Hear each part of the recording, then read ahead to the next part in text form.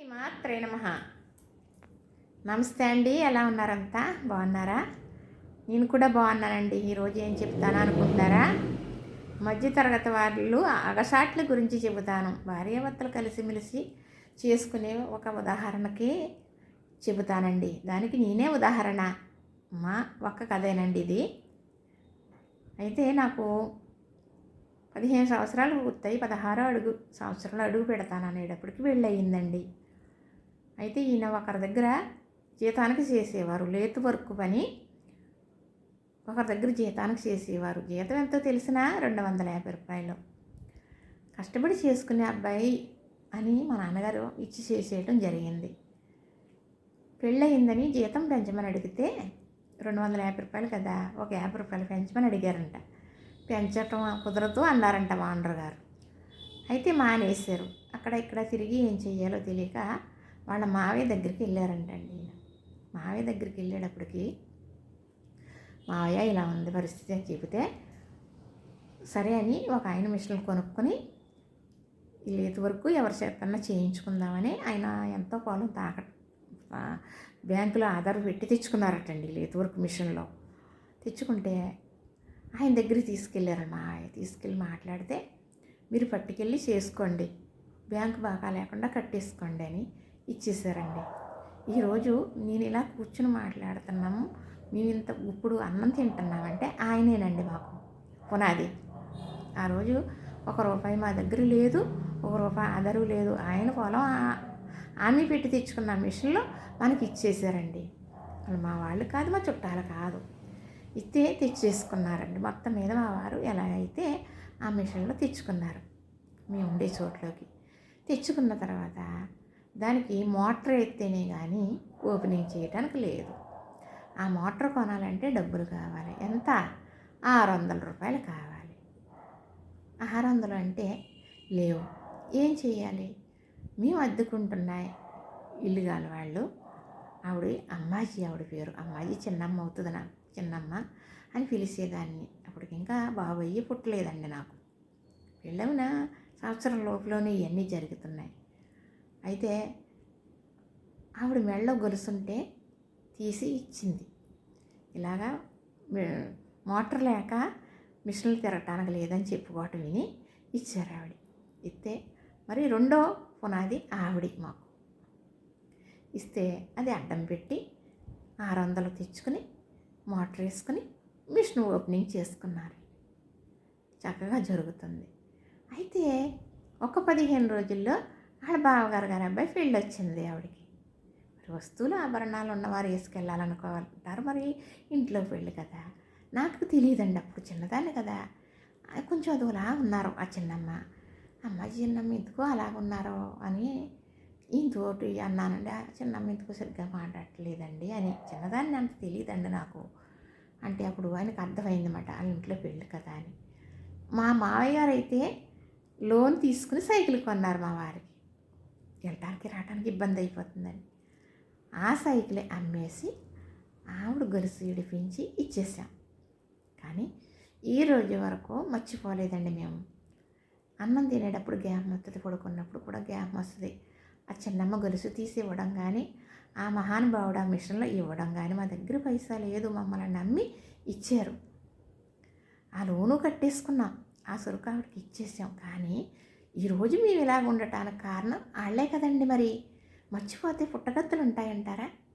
తినేది అన్నం కాదు, ఒకరిని మోసం చేసినట్టే కదా, ఒకరిని దగా చేసినట్టే. నేను చెబుతానండి, అప్పటి నుంచి కూడా ప్రతి ఒక్కరికి చెప్పానండి ఈ విషయం. నేను మా పిల్లలకి చెప్పుకున్నాను. నాకు ఈ బంధం ఏర్పడింది అన్నవాడు ప్రతి ఒక్కరికి చెప్పాను. మా కోడలను కూర్చోబెట్టి కూడా చెప్పాను, ఇలా జరిగింది, మేము చేసుకున్నామని. చెప్పాలండి. మర్చిపోయాము అనుకోండి, దేవుడు గుర్తు చేస్తాడు. అహంకారం పనికిరాదు, మోసం పనికిరాదు, దగా పనికిరాదు. అలా ఉంటే మన రోజులు మొదటికి వస్తాయి. ఏ రకంగా ఇబ్బందులు ఆ భగవంతుడు గురి చేస్తాడో మనకే తెలియదు. తప్పకుండా అన్నం పెట్టిన చెయ్యిని మర్చిపోకూడదు. మనకి ఉపకారం చేసిన వాళ్ళకి అపకారం చేయకూడదు. వారిని ఎప్పుడూ ఒక దైవంగా భావించుకుని తలుసుకుంటూ ఉండాలి. అప్పుడే మన బతికి సార్థకం ఉంటుందని నేను అంటానండి. నిజంగానా? ఒకవేళ నేను ఈవేళ మర్చిపోయాను అనుకోండి, ఈయన తినేది అన్నం కాదు. ఇది మాత్రం నిజమని చెబుతానండి. అయితే వారిద్దరూనండి మాకు పునాదిరాయలు. మరి ఇద్దరూ ఉన్నారండి. కానీ వెళ్ళి అప్పుడప్పుడు పలకరించాలి. ఆయన అయితే మా వారు వెళ్ళి సుత్తు ఆ పని మీద ఎక్కడికని వెళ్ళి పలకరించి వస్తారు. ఈ చిన్నమ్మగారు కూడా ఎప్పుడిప్పుడు కనపడుతూ ఉంటారు వేరే చోట్ల మేము వచ్చేయడం వల్ల. అలాగా వారు పునాదురాళ్ళు అయ్యారండి. అలా చేసుకుంటూ చెందుకుంటూ ఉండగా ఇంట్లో ఎంతమంది మరుదులిద్దరూ, మా అయ్యగారు, నేను, మా వారు బ్రతకాలి. మధ్యతరగతి వాళ్ళకి మామూలు కష్టాలు కాదు కదండి. బావగారు పెళ్ళి అయ్యి వేరే ఊరు వెళ్ళిపోయారు. మా వారు అక్కడ అక్కకి పెళ్లి చేసి పంపించారు. ఉన్నది 5 పెద్దవాళ్ళమే. మరి 3 పూట్ల పొద్దుట టిఫిన్ కానించి 3 పూట్ల అన్నీ కావాలి. ఏది లేకపోయినా సంసారం కట్టడం అనేది చాలా కష్టమైన పని. తెలిసి తెలం దాన్ని వెళ్ళాను.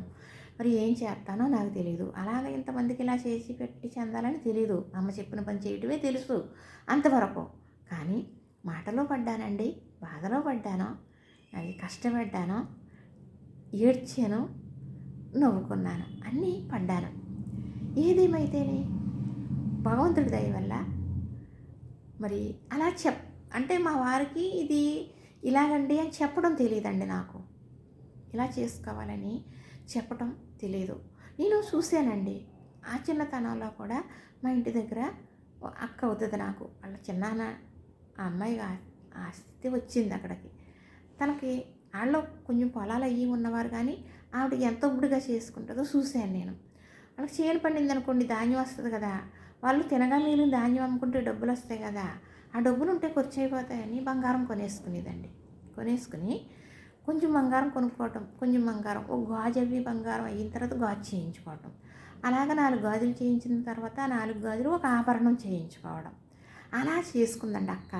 4 ఆభరణాలు చేయించుకుందనుకోండి, అప్పుడు ఓ 4 ఏళ్ళకో 3 ఏళ్ళకో అవుతుంది అనుకుంటానంటే, నా చిన్నతనంలోనే కదండి జరిగింది.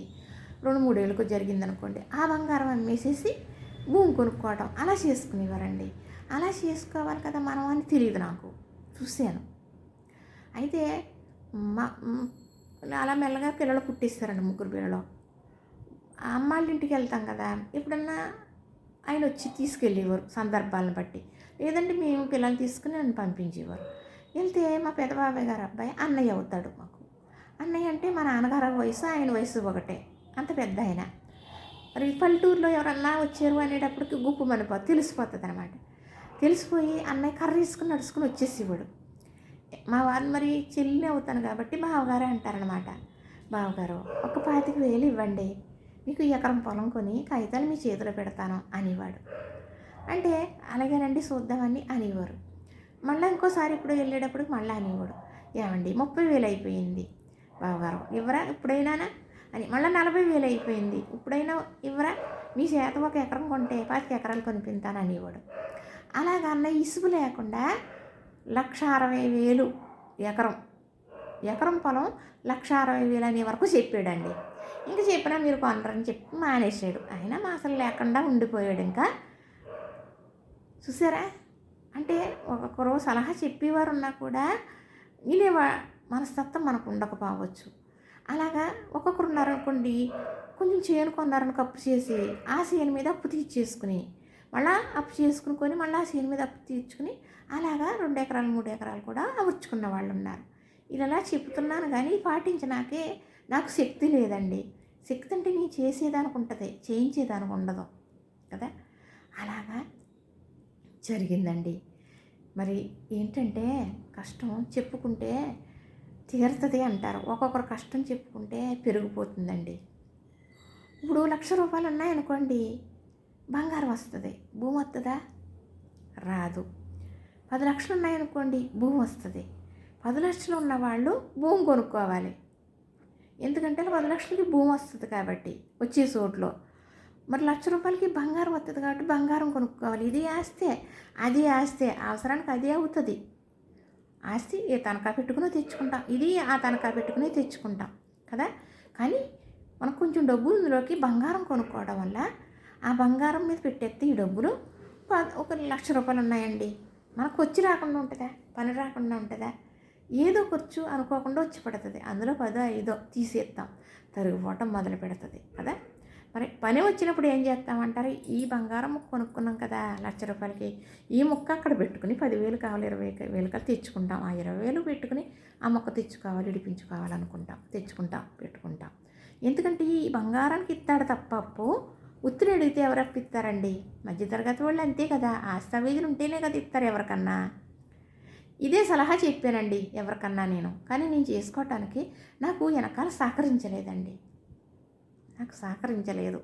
నాకు చెప్పే వయసు వచ్చేటప్పటికి సహకరించలేదండి. సహకరిస్తే వేరేలాగే ఉండను.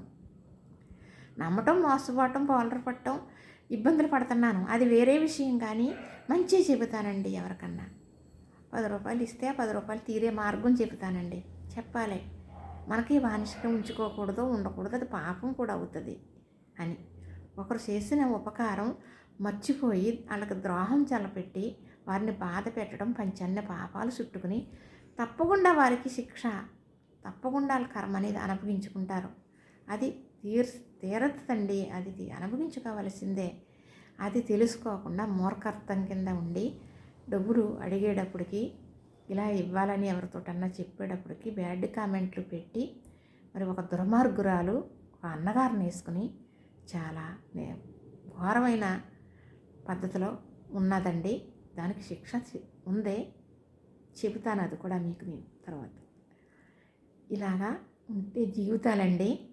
ఇప్పుడు ఇలాగా ఉన్నాం, ఇప్పుడు ఇలా ఉన్నాం అప్పటి నుంచి. అంటే ఇప్పుడు సమస్య లేకుండా ఉన్నాం అనుకుంటున్నారా? ఉంటామా? ఆఖరికి స్థితిలో బూడిది కాలిపోయి ఇప్పుడు బూడిదయ్యే వరకు సమస్యలే ఉంటాయండి మానవ జన్మ ఎత్తిన వాళ్ళకి. ఇది నిజంగా అందరికీ ఉన్నదే చెప్పేస్తున్నానండి. కొంతమంది చెప్పలేరు అంతే. లైక్ చేయండి, షేర్ చేయండి, సబ్స్క్రైబ్ చేయండి.